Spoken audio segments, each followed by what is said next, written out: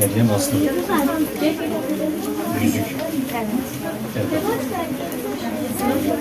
Ayrı bir kişinin şahidi. Evet, 2 yüzük. Bir küpe. 3 tane. 3 tane küpe. 3 küpe. Allah kabul etsin inşallah. Yıldız Yavuz. Nedir bu? Çeyrek midir? 1 gram. Bu bir çeyrek. Sizin ismi Şahide. Aslı. Buyur abla. Sizin ne yazıyoruz? 1 gram bıraktınız. Ne gram mı? Evet. 1 gram. Ne kadar? Allah sana razı olsun. Evet.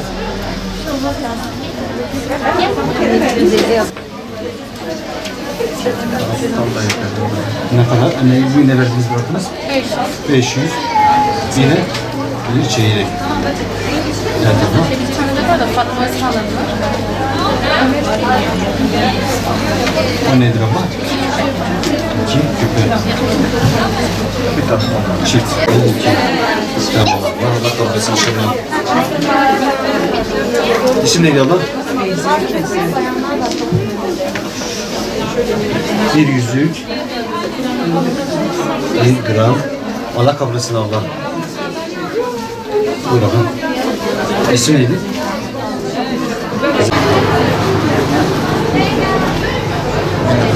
Gelin. En bayanlar çok Evet. Allah kabul etsin inşallah. Buyur abla. Kim isim neydi? Allah hayırlısı olsun. Evet. Buyur abla.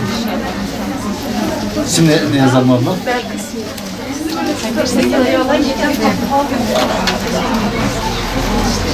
Gazze saldırılarının başladığı ilk günden bu yana bizler teşkilatlarımızla birlikte meydanlarda olduk. Hem madden hem manen Gazze halkının, Gazze Müslüman kardeşlerimizin yanında olmaya gayret ettik. Bursa Hüdapar Kadın Kolları olarak halkımıza bir çağrıda bulunduk. Dedik ki Gazze'ye şefkat eli, annelerden şefkat eli olsun diye hep birlikte maddi anlamda işte çeyreği olan kendi yüzüklerini, kendi küpelerini ve biriktirmiş olduğu çocukların hem kumbarasını hem kadınlarımızın biriktirmiş olduğu kıyıda köşede ne varsa Gazze'li Müslüman kardeşleriyle paylaşmak istediler. Bizler de bu kardeşlerimizin icabet ettiklerinden ötürü kendilerine çok teşekkür ediyoruz. Gerçekten Bursalı kardeşlerimiz çağrımıza icabet ettiler.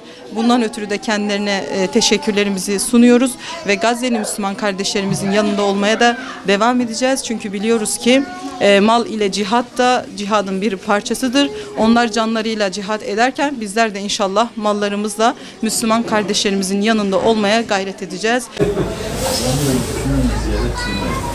Bismillahirrahmanirrahim. 7 Ekim'den bu yana Gazze'li kardeşlerimizin üzerine her gün tonlarca bombalar yağmakta, evleri yıkılmakta, hastaneleri yıkılmaktadır. Bizler Umut Kervanı olarak 7 Ekim'de bu yana birinci gündem maddesi olarak Gazze'li kardeşlerimize yardım topluyoruz. Bugün Hüdapar Kadın Kolları'nın başlatmış olduğu sen de Gazze'li kardeşlerine yardım için ziynetini bağışla kampanyasında bacılarımızı ağırladık. Çok duygusal anlar yaşadık. Küpesini, yüzünü, bileziğini, çocuklarda kumbaralarını alıp gelip kardeşlerine bağışta bulundular. Biz bu vesileyle bağışta bulunan ve bu kampanya başlatan Hüdapar camiasına teşekkür ediyoruz.